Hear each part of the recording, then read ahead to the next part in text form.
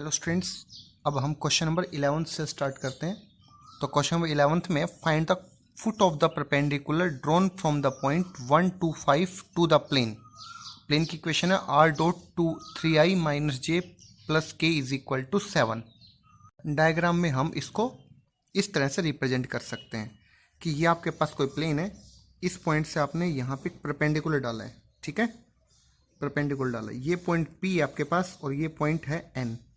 ये लाइन इस प्लेन के ऊपर ऐसे प्लेन वर्टिकल है यहाँ से, ठीक है, इस पॉइंट N ऐसे है इसके ऊपर, ये वर्टिकल। तो यहाँ से आप एक लाइन खींच सकते हैं जो कि इस प्लेन के ऊपर लाई कर रही है, ठीक है। तो हम क्या कह रहे हैं, यहाँ से जो वेक्टर इक्वेशन है इसको मैं कार्टेशियन में कन्वर्ट कर लेता हूँ। ये हो जाएगा 3x minus Y plus Z is equal to 7। अब हमें सबसे पहले तो इक्वेशन चाहिए किसकी, पी एन लाइन की। एक लाइन हो गई ना पी एन, ठीक है, इस पी एन की इक्वेशन चाहिए। तो इक्वेशन क्या होती है, x माइनस एक्स वन, तो x1 y1 z1 1 2 3 है, तो x minus 1 y minus 2 z minus 5 upon direction ratios क्या होंगे, क्योंकि लाइन और प्लेन अगर परपेंडिकुलर है तो डायरेक्शन रेशियो प्रोपोर्शनल होते हैं। तो 3 माइनस 1 एंड 1 ये लाइन हो गई। अब क्या करता हूँ मैं, हमें इस लाइन के साथ इस प्लेन का पॉइंट ऑफ इंटरसेक्शन चाहिए, क्योंकि लाइन परपेंडिकुलर है तो परपेंडिकुलर का यूज तो हम कर चुके हैं फिलहाल। अब हमें पॉइंट ऑफ इंटरसेक्शन चाहिए, तो मैं इस लाइन को लैम्डा के इक्वल रखूंगा ताकि इसके ऊपर एक जनरल पॉइंट निकाला जा सके, ठीक है ना। तो जनरल पॉइंट निकालता हूँ इस लाइन के ऊपर, वो क्या आएगा, यहाँ से 3 lambda plus 1 minus lambda plus 2 and lambda plus 5। अब ये इस लाइन के ऊपर एक जनरल पॉइंट है, तो ये एन पॉइंट भी कंसिडर कर सकते हैं इसको। अब ये एन पॉइंट है, ये लाई करेगा, लाइज इन प्लेन। प्लेन क्या है हमारे पास, 3x minus Y plus Z is equal to 7। तो इस पॉइंट को आप यहाँ पे पुट करोगे तो 3 इंटू 3 लैम्डा प्लस 1 माइनस, यहाँ पे y के जगह पे लिखेंगे minus lambda plus 2 plus Z के जगह पे lambda plus 5 is equal to 7। और यहाँ से आप सोल्व करोगे तो आपके पास लैम्डा की जो वैल्यू है वो आ जाएगी कितनी, 1/11, ठीक है। इस लैम्डा की वैल्यू को आप वापस यहाँ पे n में पुट कर लो। तो n में पुट करेंगे तो हमारे पास n पॉइंट का कोऑर्डिनेट क्या आ जाएगा, यहाँ से देखिए, अगर मैं 1/11 को यहाँ पे पुट करूँगा तो ये आ जाएगा 3/11 प्लस 1, तो यहाँ से आ जाएगा 14/11। उसी तरह से इसको अगर मैं यहाँ पे पुट करूँगा तो हमारे पास आएगा 21/11।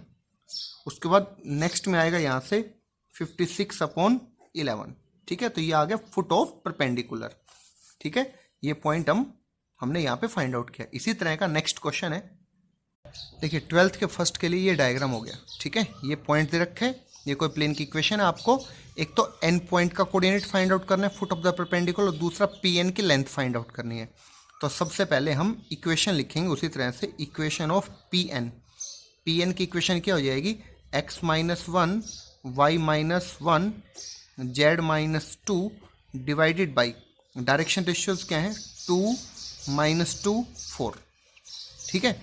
इसको मैंने किसके इक्वल रख दिया, लैम्डा के इक्वल कंसीडर किया।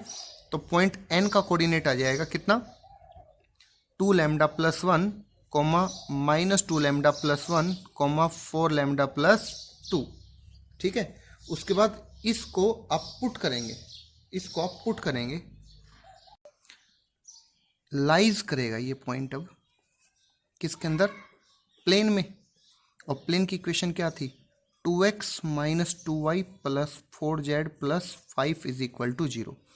इसमें आप x y z की जगह पे इस वैल्यूज़ को पुट करो तो कितना आएगा, यहाँ पे देखिए 2 का तो 2 और यहाँ पे आ जाएगा 2 lambda plus 1 comma minus 2 lambda plus 1 comma यहाँ से 4 लैम्डा प्लस, एक मिनट, यहाँ से ये 2 के साथ था, ठीक है। फिर माइनस लिखोगे आप यहाँ से, ठीक है, माइनस का 2 था तो minus 2 times of minus 2 lambda plus 1 और plus 4 times of 4 lambda plus कितना था 2 जेड के जगह पे, और plus 5 is equal to 0, okay. यहाँ पे कॉमन हिला आएगा ये सब।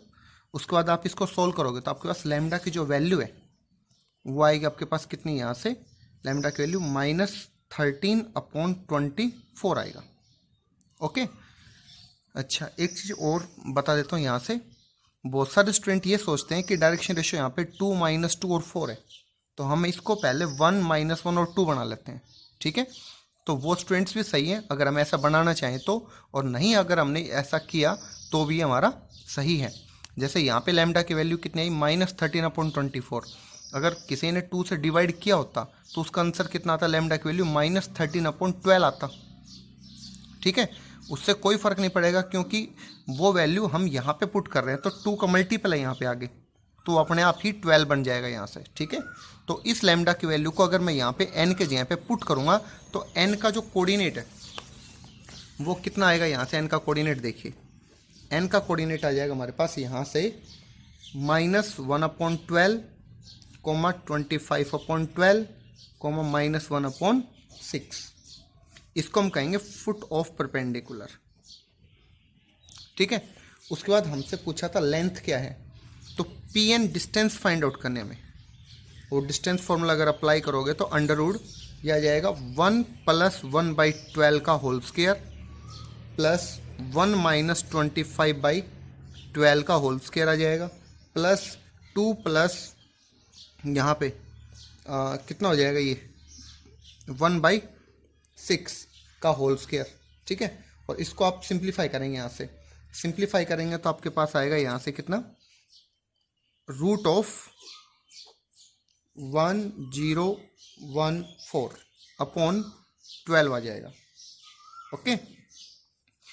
उसके बाद यहाँ से आएगा आपके पास इज इक्वल टू, इसको आप लिखेंगे √169 × 6/12, और 169 का रूट आपको पता है ये कितना होता है 13, यहाँ पे √6/12, उसके साथ क्या लिखेंगे यहाँ पर यूनिट्स, ओके। समझ में आ गया होगा शायद, काफ़ी इजी प्रोसीजर था। नेक्स्ट देखिए इसका सेकंड पार्ट। अब आप देखिए इसका जो सेकंड पार्ट है उसमें हमें क्या करना है, find the equation of the plane through the point 1 to 1 and perpendicular to the line joining this and this, ठीक है। Also find the coordinate of the foot of the perpendicular and perpendicular distance from 403 to the above found plane.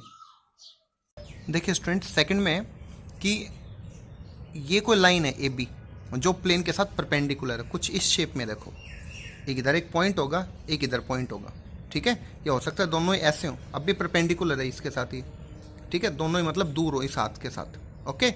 तो perpendicular तो है, फिर भी मैंने diagram समझाने के लिए कुछ इस तरह से बना दिया, और पी पॉइंट से ये प्लेन पास कर रहे हैं। तो प्लेन की इक्वेशन कैसे बनेगी, तो प्लेन की इक्वेशन के लिए हमें पता है r vector minus r1 vector dot n vector is 0 होता है, और इसको मैं लिख सकता हूँ r vector dot n vector is equal to r1 dot n, ठीक है। अब इसके लिए क्या करेंगे, सबसे पहले तो मैं r1 वेक्टर बनाता हूँ। r1 वेक्टर क्या होता है, जिससे प्लेन पास होता है, तो वो हो जाएगा i cap plus 2j cap plus k cap, इससे प्लेन पास हो रहा है। और उसका नॉर्मल वेक्टर है वो क्या हो जाएगा, ए बी वेक्टर, या आप उसको बी ए भी लिख सकते हो, ठीक है, परपेंडिकुलर तो रहेगा फिर भी वो।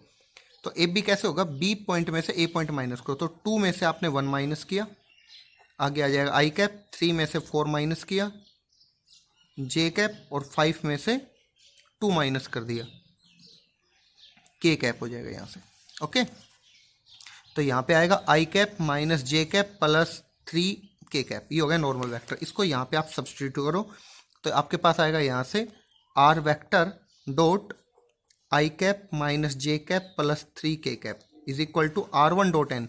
इस r1 का और n का डॉट प्रोडक्ट करोगे तो कितना आएगा, यहाँ से 1, यहाँ से -2, और यहाँ से 3 आएगा, ठीक है। तो आप इसको कार्टेशियन में चेंज कर लें तो ये आपके पास आ जाएगा कितना, x minus Y plus 3z is equal to, यहाँ से 4 -2 कितना आ गया आपके पास, 2 आ गया, ओके। ये प्लेन आ गया। अब हमसे क्वेश्चन क्या पूछा गया, नेक्स्ट क्वेश्चन इसमें पूछा गया है कि अगर ये आपके पास कोई प्लेन है, ये इस टाइप का कोई प्लेन है, ये x minus Y plus 3z is equal to 2, और यहाँ पे एक पॉइंट और दे दिया गया आपको, ठीक है। उस पॉइंट का कोऑर्डिनेट आपको दे रखा है यहाँ से 403 कह रहा है कि इस पॉइंट से, इस पॉइंट को मान लो कुछ क्यू पॉइंट, इस क्यू पॉइंट से इसके ऊपर परपेंडिकुलर डाला जाता है, ठीक है। तो आर इसका क्या होगा, फुट ऑफ द परपेंडिकुलर। तो हमसे पूछा गया है बताओ कि पॉइंट क्यू क्या होगा, और सॉरी पॉइंट आर क्या होगा, फुट ऑफ द परपेंडिकुलर, और इसकी लेंथ क्यू आर कितनी होगी। तो हमें वो मेथड पता है इसका कि सबसे पहले हम यहाँ पे equation of Q R find out करते हैं। यहाँ से इक्वेशन ऑफ क्यू आर, तो क्यू आर की इक्वेशन क्या हो जाएगी, x minus 4 Y minus 0 Z minus 3 divided by कितना आ जाएगा, यहाँ से इसका डायरेक्शन रेशियो 1 माइनस 1 एंड 3 आ जाएगा। अब इसको लैम्डा के इक्वल रखोगे तो पॉइंट आर का कोऑर्डिनेट आएगा यहाँ से कितना, लैम्डा प्लस 4, उसके बाद माइनस लैम्डा और 3 लैम्डा प्लस 3। अब ये पॉइंट है, ये लाई करेगा इस प्लेन में, क्योंकि पॉइंट यही एक्चुअली है और ये इस प्लेन के अंदर लाई कर रहा है। तो इस पॉइंट को इसमें सेटिस्फाई करोगे तो हमारे पास कितना आएगा, यहाँ से लैम्डा प्लस 4 माइनस लैम्डा, यहाँ पे पुट करोगे तो प्लस लैम्डा, और 3 लैम्डा प्लस 3 को आप किससे मल्टीप्लाई करोगे, 3 से, तो ये आएगा आपके पास यहाँ पे 9 lambda plus 9 is equal to 2। और यहाँ से हम लैम्डा की वैल्यू निकालते हैं, -1 आ जाएगी इसकी लैम्डा की वैल्यू। इस लैम्डा की वैल्यू को आप पुट कर देंगे कहाँ पे, इसी पॉइंट के अंदर। तो देयरफॉर आप कह सकते हैं पॉइंट आर क्या आ जाएगा आपके पास, यहाँ पे आप -1 रखो तो -1 प्लस 4 कितना आएगा, 3। नेक्स्ट अगर -1 पुट किया तो 1 आएगा यहाँ से, और नेक्स्ट आ जाएगा 0। तो ये तो आ गया आपके पास फुट ऑफ परपेंडिकुलर, ठीक है। फिर आपको डिस्टेंस फाइंड आउट करनी है, आर क्यू डिस्टेंस, तो under root distance formula apply करो इन दोनों पे, 4 माइनस 3 1, 1 का स्क्वायर 1 आएगा, 0 माइनस 1, 1 का स्क्वायर 1 आएगा, और 3 माइनस 0 कितना आ जाएगा, 9 आ जाएगा। तो ये कितना आ गया आपके पास, अंडर रूट 11। लेकिन इतना ही नहीं छोड़ना, आपको क्या लिखना है यहाँ से, यूनिट्स, इस बात का ध्यान रखेंगे सभी। नेक्स्ट क्वेश्चन नंबर 13 है। यहाँ पे क्या दिया हुआ देख ध्यान समझना, आपके पास एक प्लेन दे रखे हैं, उस प्लेन की इक्वेशन है 3x minus 2y minus Z minus 9 is equal to 0, और यहाँ पे एक पॉइंट दे रखा है आपको, ठीक है, उसका कोऑर्डिनेटेड 2 माइनस 1 3, ठीक है। इसको आप ए कंसिडर कर लो, यहाँ से परपेंडिकुलर डाल दिया हमने इसके ऊपर, ठीक है, इसको मैंने बी मान लिया, ये हो गया फुट ऑफ द परपेंडिकुलर, ठीक है। हमसे क्या पूछा गया, इस क्वेश्चन में पूछा इसकी इमेज क्या है। अगर ये एक प्लेन एक मिरर की तरह से काम कर रहा है तो इसके अपोजिट साइड में इतनी ही डिस्टेंस पे, जितनी डिस्टेंस ए बी है उतनी डिस्टेंस पे हमें एक पॉइंट मिलेगा जिसका नाम है ए डैश। ये कोई पॉइंट आया, इस पॉइंट का कोऑर्डिनेट क्या होगा, जिसको मैं एक्स डैश वाई डैश और जेड डैश कंसिडर कर रहा हूँ, ठीक है। मतलब क्या सिचुएशन है, सिचुएशन कुछ इस टाइप की है कि आपको अगर ये ए पॉइंट ये दे रखा है तो उधर वाला पॉइंट क्या हो गया, ये ए डैश पॉइंट हो गया, ठीक है। और ये प्लेन आपको दे रखा है यहाँ से, ठीक है। अच्छा ये परपेंडिकुलर है, और जो ये पॉइंट ऑफ इंटरसेक्शन, ये पॉइंट क्या हो गया यहाँ से, बी पॉइंट हो गया यहाँ से, ठीक है। अच्छा अब क्या करेंगे यहाँ से, देखिए सबसे पहले तो मैं इक्वेशन निकालता हूँ किसकी, ए बी की। मेथड वही यहाँ पे मैं लिख देता हूँ, इक्वेशन ऑफ ए बी। तो ए बी की इक्वेशन क्या हो जाएगी आपके पास, यहाँ से ये 2 माइनस 1 3 से पास हो रहे हैं, तो इसका मतलब हो जाएगा x minus 2 Y plus 1 Z minus 3, और डायरेक्शन रेशियो जो प्लेन के डायरेक्शन रेशियो होंगे वो कितने, 3, यहाँ पे 3, यहाँ से -2 एंड उसके बाद -1, जेड का आगे -1 था। इसको आपने लैम्डा के इक्वल रखा तो आपके पास पॉइंट आ जाएगा, पॉइंट बी समझा जाएगा, वो फुट ऑफ द परपेंडिकुलर, ठीक है। ऐसा हम काफ़ी बार पढ़ चुके हैं अब। तो फुट ऑफ द परपेंडिकुलर आपके पास कितना आएगा, यहाँ से आएगा 3 लैम्डा प्लस 2, उसके बाद -2 लैम्डा -1, ओके। अच्छा एक और आ जाएगा यहाँ से, वो क्या, माइनस लैम्डा प्लस 3, और ये पॉइंट लाई करेगा किसके अंदर, प्लेन में।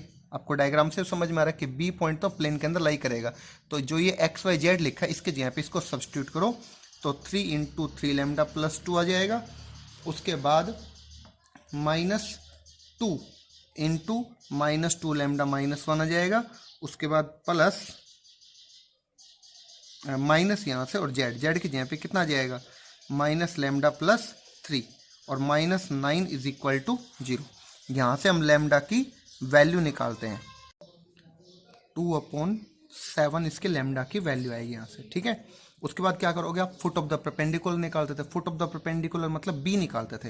तो इस 2/7 को यहाँ पे पुट करो, आप यहाँ पे पुट करोगे तो आपके पास कितना आएगा, 6, और यहाँ पे ये 14, तो 6 + 14 20 आ जाएगा, 20/7। इसी तरह से इसको यहाँ पे पुट करोगे तो -4 और -7 -11/7 आ जाएगा यहाँ से, ओके, यहाँ से होगा -11/7। उसके बाद नेक्स्ट आएगा 2/7 को आप यहाँ पे पुट करेंगे इसके अंदर, ठीक है। नेक्स्ट आएगा 19/7। उसके बाद ये तो आ गया फुट ऑफ द परपेंडिकुलर, लेकिन आपसे पूछा ही नहीं है, हमसे तो पूछा क्या गया है, इमेज के बारे में पूछा गया है। आप इमेज देखिए अब कि क्या होगा, इन दोनों का मिड पॉइंट जो होगा ए डैश का मिड पॉइंट वो भी होगा।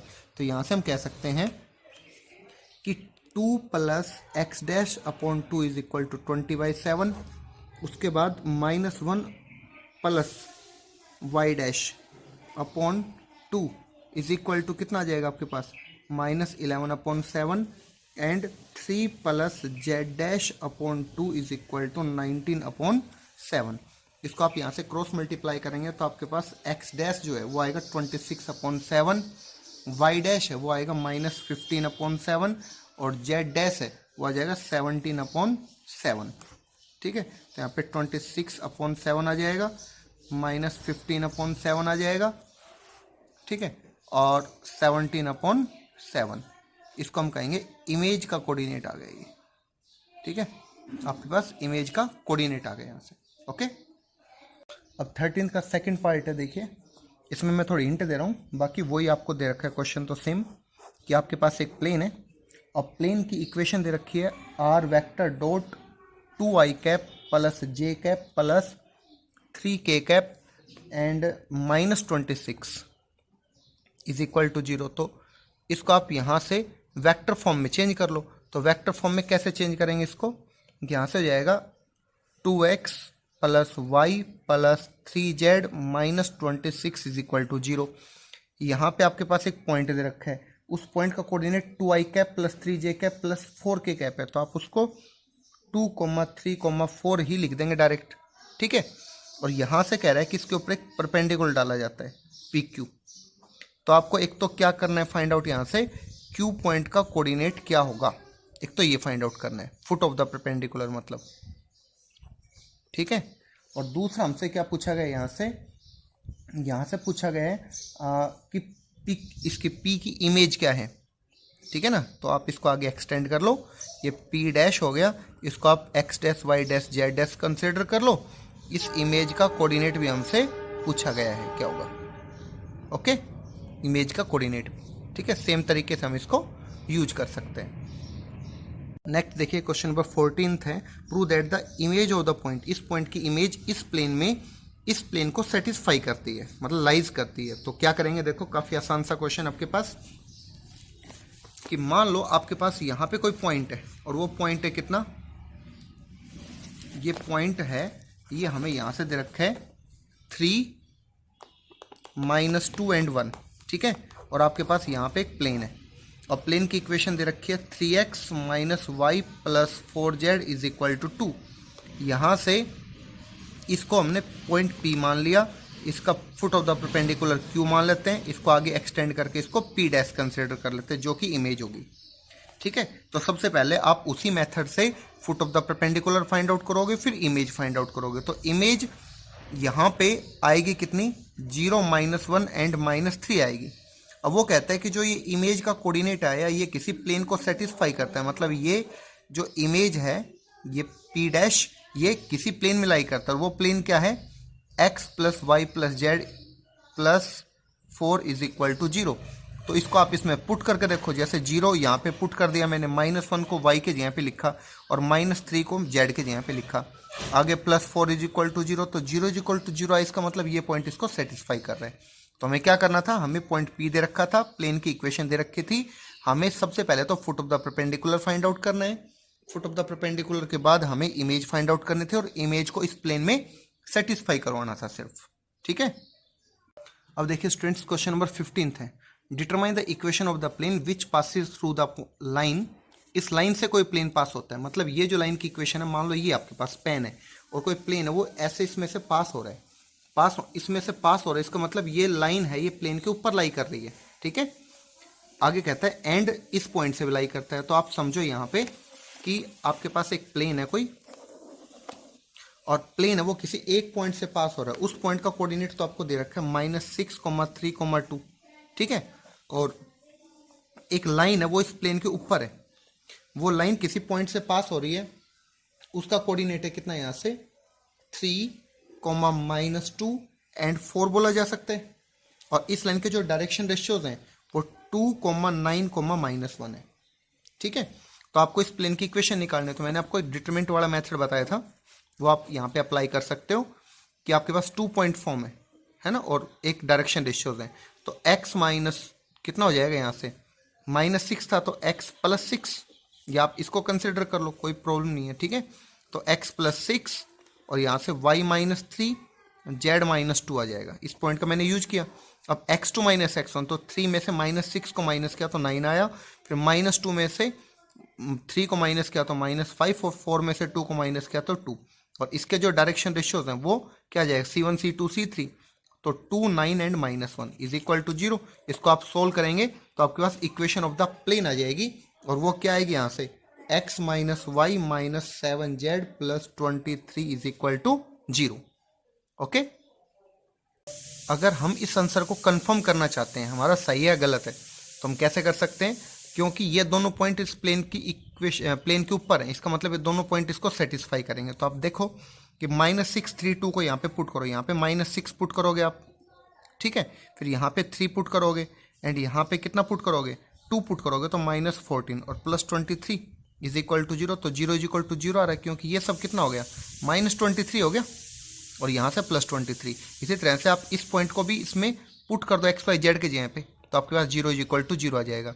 और डायरेक्शन रेशियो से कैसे करेंगे, क्योंकि ये लाइन है इस प्लेन के ऊपर है, इसका मतलब ये इसके पैरेलल है, और लाइन और प्लेन पैरेलल होने का मतलब क्या है कि परपेंडिकुलर वाली कंडीशन अप्लाई करोगे आप, है ना।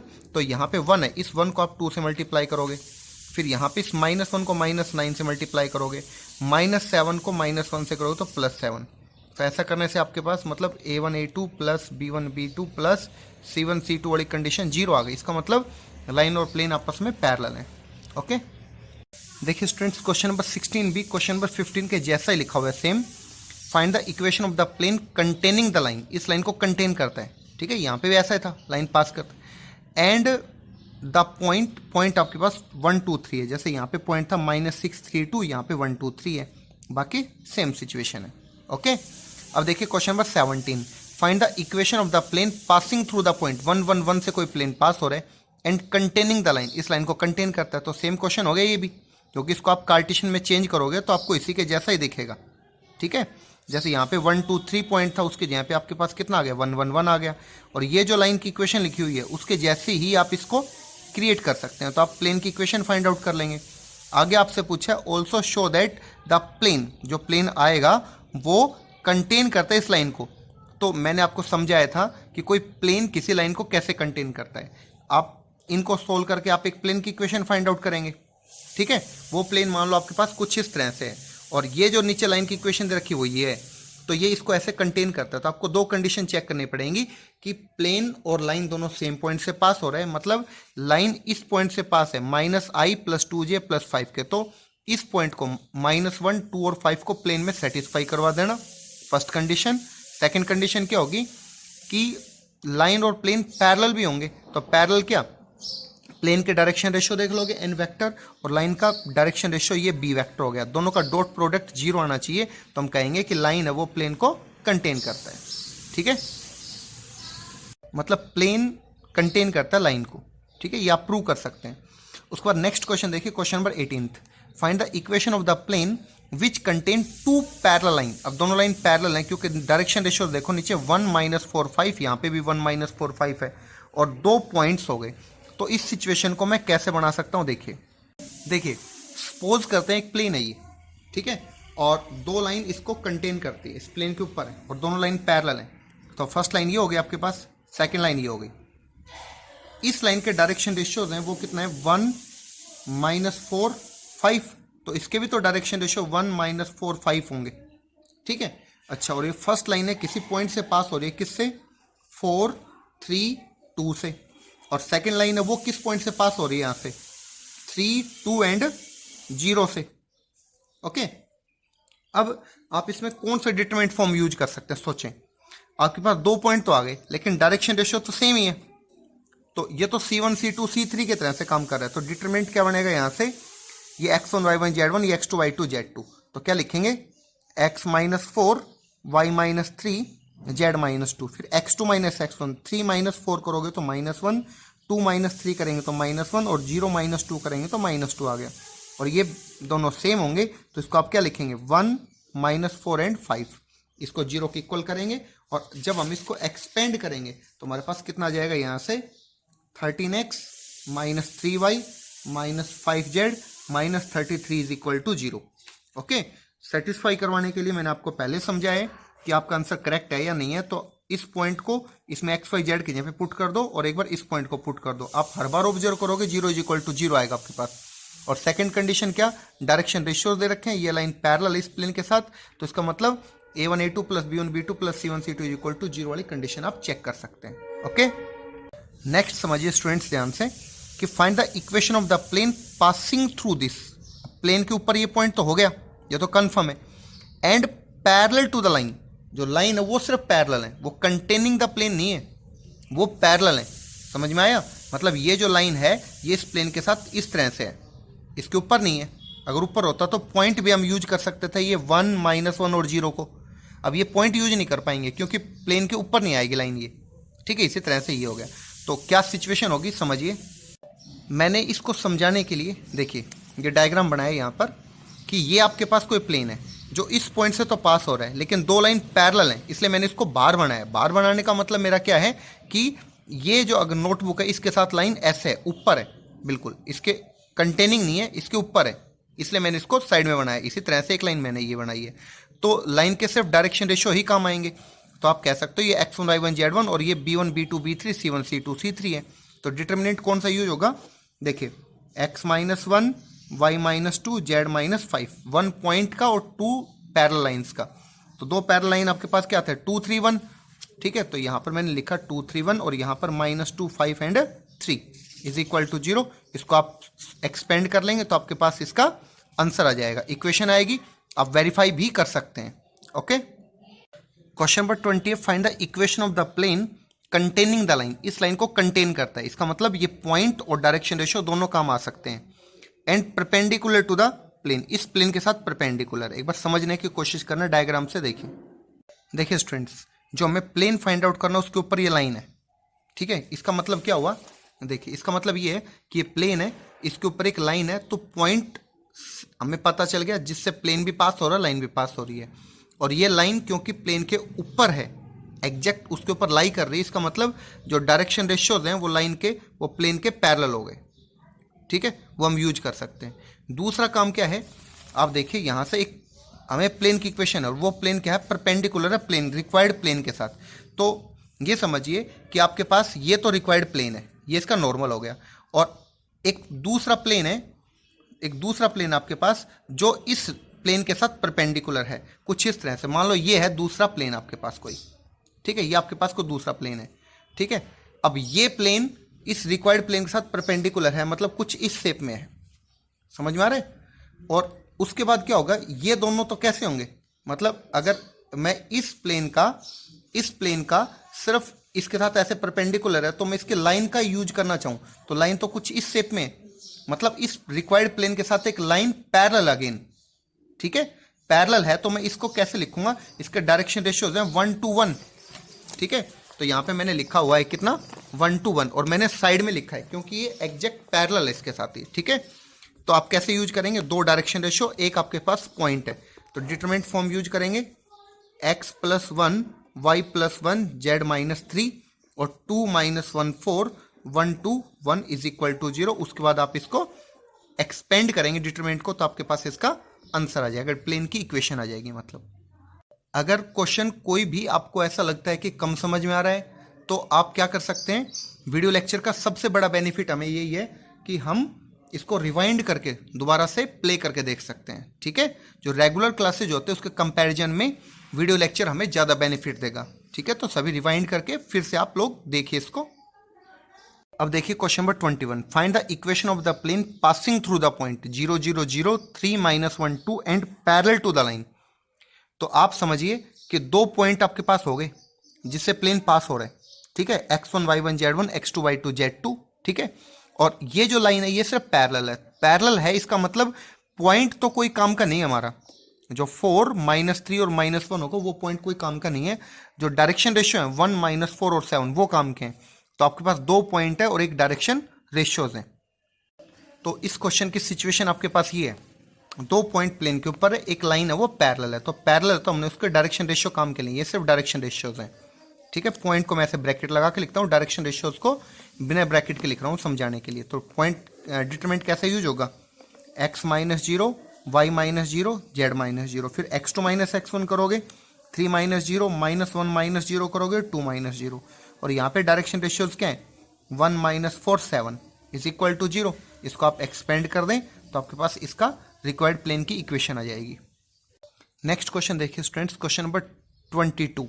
इसमें हमसे पूछा find the equation of line. Plane की इक्वेशन नहीं पूछी है। ठीक है, यहाँ पर मैक्सिमम स्टूडेंट यही गलती करेंगे क्योंकि प्लेन का टॉपिक चलता जा रहा है, मैक्सिमम इक्वेशन हम प्लेन की निकाल रहे हैं। बस एक क्वेश्चन ऐसा आ गया जिसमें लाइन की इक्वेशन पूछी गई है दोनों पार्ट में। ठीक है, तो ये टॉपिक हम एक्चुअली पढ़ चुके हैं। क्या क्वेश्चन है पढ़े ध्यान से। Equation of line find out करनी है जो आपको 1 2 3 से तो पास करनी है, और पैरेलल टू द प्लेन, इन दोनों प्लेन के साथ पैरेलल है।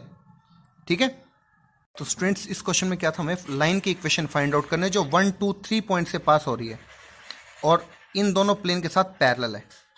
हमने लाइन की इक्वेशन मान ली है जो 1 2 3 से पास हो रही है, x -x1 y -y1 z -z1 upon ABC होता है। तो x1 y1 z1 की जगह पे हमने इस पॉइंट का यूज कर लिया। अब समझिए कि जो ये लाइन है ना, ये पैरेलल है इस प्लेन के साथ। अगर कोई लाइन, अगर ये कोई लाइन है ये इस प्लेन के साथ पैरेलल है, तो प्लेन के साथ पैरेलल होने का मतलब क्या है कि ये आपके पास कोई प्लेन है और ये लाइन है, इसके साथ पैरेलल है। पैरेलल इसका मतलब ये दोनों आपस में कैसे हो गए, परपेंडिकुलर। तो हम क्या कर सकते हैं, यहाँ से इसके डायरेक्शन रेशियो 1 -1 एंड 2 है, उसको ABC के साथ लिखोगे तो क्या आ जाएगा 1A -1B + 2C is equal to 0। इसी तरह सेकंड प्लेन के साथ लिखोगे क्योंकि वो भी सेम सिचुएशन पे है, 3A + 1B - 1C is equal to 0। इन दोनों का आप क्रॉस मल्टीप्लीकेशन मेथड से सोल्व करोगे तो आपके पास आएगा A/-1 B/7 एंड C/4 आएगा। ठीक है, इसको आप कहाँ पे सब्स्टिट्यूट कर सकते हैं, इसको मान लो मैंने लैम्डा की इक्वल मान लिया, तो A की वैल्यू आएगी -λ, B की वैल्यू 7λ एंड C की वैल्यू 4λ। ठीक है, इसको आप लाइन में पुट कर दो यहाँ से, इसके अंदर तो लाइन इस लाइन में पुट करोगे तो कितना आ जाएगा आपके पास x -1/-λ, फिर y -2/7 लैम्डा, एंड यहाँ से z -3 था आपके पास, अपॉन कितना c था तो c की वैल्यू 4 लैम्डा। आप यहाँ से लैम्डा हटा भी सकते हैं तो x -1/-1 आएगा, y -2/7 एंड z -3/4 आएगा, और इसको हम इस लैम्डा की इक्वल साइड में लिख सकते हैं। ठीक है, तो ये आपके पास रिक्वायर्ड लाइन की इक्वेशन आ जाएगी। ठीक है, इसी के जैसा इसका सेकंड पार्ट है, वो आपको अपने आप ट्राई करना है। देखिए इसमें क्या दे रखा था, एक पॉइंट 2 3 0 है, जैसे यहाँ पे 1 2 3 था, और पैरेलल टू द प्लेन्स, तो पैरेलल टू द प्लेन्स है। यहाँ पे कार्टेशियन इक्वेशन थी, यहाँ पे वेक्टर इक्वेशन है, तो आप वेक्टर को पहले कार्टेशियन में कन्वर्ट कीजिए, उसके बाद आप इसी तरह से उसको सिंप्लीफाई कर सकते हैं। उसके बाद देखिए क्वेश्चन नंबर 23। क्वेश्चन नंबर 23 में आपके पास क्या, find the equation of the plane passing through the point alpha beta gamma.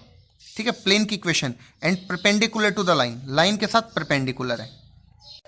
तो यहां से कह रहा था हम एक प्लेन की इक्वेशन फाइंड आउट करना जो अल्फा बीटा गामा से पास होते, तो हमने पढ़ा था कोई प्लेन की इक्वेशन कैसी थी, ए अगर एक पॉइंट से पास होते तो a x -x1, अब x1 की जगह पे अल्फा हो गया, plus b y -y1, y1 की जगह पे बीटा हो गया, प्लस c z -z1 था। ठीक है, यहां पर आ जाएगा गामा इज इक्वल टू 0। ये रिक्वायर्ड प्लेन की इक्वेशन होगी जो 1 पॉइंट फॉर्म से, जो 1 पॉइंट से पास होती है। ठीक है, ये हमने 6th एक्सरसाइज में डिस्कस किया था ये टॉपिक। अब यहां से कह रहा है कि ये प्लेन है किसी लाइन के साथ परपेंडिकुलर है, परपेंडिकुलर है किसी लाइन के साथ। अब लाइन क्या है, लाइन लिखी हुई है आपके पास x -a/l is equal to y -b/m is equal to z -c/n। यहां पर मैंने जो ABC लिखा है वो इस ABC से डिफरेंट है। यहां पे आप कुछ अलग नाम दे देना, कैपिटल A नाम दे दो, कैपिटल B नाम दे दो, और यहां पे कैपिटल C नाम दे दो। ठीक है, अब हमें पता है अगर कोई प्लेन किसी लाइन के साथ परपेंडिकुलर है, इसका मतलब क्या होता है, इसका मतलब 7th एक्सरसाइज में पढ़ा है कि अगर कोई लाइन और प्लेन परपेंडिकुलर हो तो डायरेक्शन रेशियो प्रोपोर्शनल हो जाते हैं। तो आप इस एल एम एन को इस ए बी सी के जगह सब्सटीट्यूट कर सकते हैं। तो कितना आ जाएगा यहां से, l x minus alpha plus m y minus beta, ठीक है, और प्लस यहां पे n z minus gamma is equal to 0। ये रिक्वायर्ड प्लेन की इक्वेशन हो गई है। ओके स्टूडेंट्स, देखिए क्वेश्चन नंबर 24th 23rd के जैसा है, बिल्कुल सेम एज इट इज है।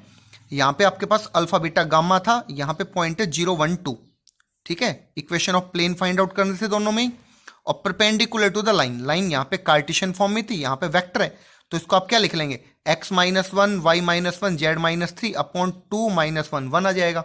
उसके बाद परपेंडिकुलर तो डायरेक्शन रेशियो प्रोपोर्शनल हो जाएंगे, ठीक है। बस आपको ध्यान ये रखना है कि क्वेश्चन यहाँ पे वेक्टर फॉर्म में, तो आपको आंसर वेक्टर में ही देना पड़ेगा, ठीक है। तो ये दोनों क्वेश्चन 23rd एंड 24 दोनों सेम है।